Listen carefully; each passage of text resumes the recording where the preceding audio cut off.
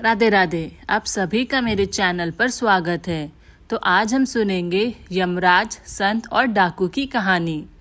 पुराने समय में एक डाकू और एक संत की मृत्यु एक ही दिन हुई थी।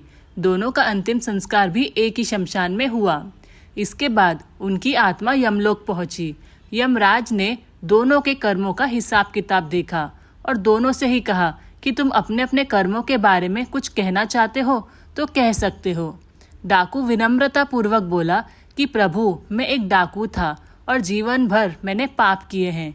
आप मेरे कर्मों का जो भी फल देंगे मुझे स्वीकार है। साधु ने कहा कि महाराज, मैंने आजीवन तप किया है, भगवान की भक्ति की है। मैंने जीवन में कभी भी कोई गलत काम नहीं किया, हमेशा धर्म कर्म में लगा रहा हूँ। इसीलिए भगवान, मुझे स्वर्ग मिलना चाहिए। यमराज ने दोनों की बातें सुन ली और डाकू से कहा कि अब से तुम्हें इस साधु की सेवा करनी है, यही तुम्हारा दंड है। डाकू इस काम के लिए तैयार हो गया, लेकिन ये सुनते ही साधु गुस्सा हो गया।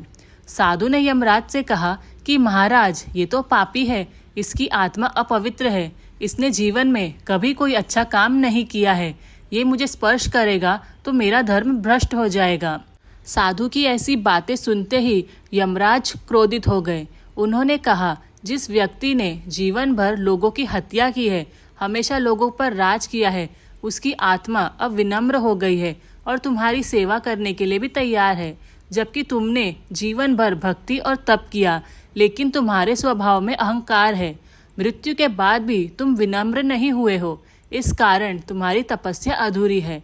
अब तुम इस डाकू की सेवा करोगे, यही तुम्हारी सजा है।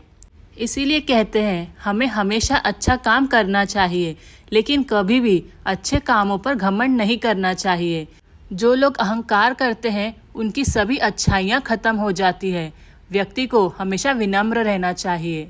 तो ये थी यमराज, संत और डाकू की कहानी। अगर आपको ये कहानी अच्छी लगी हो तो प्लीज़ मेरे चैनल को सब्सक्राइब करें। Thank you. राधे राधे।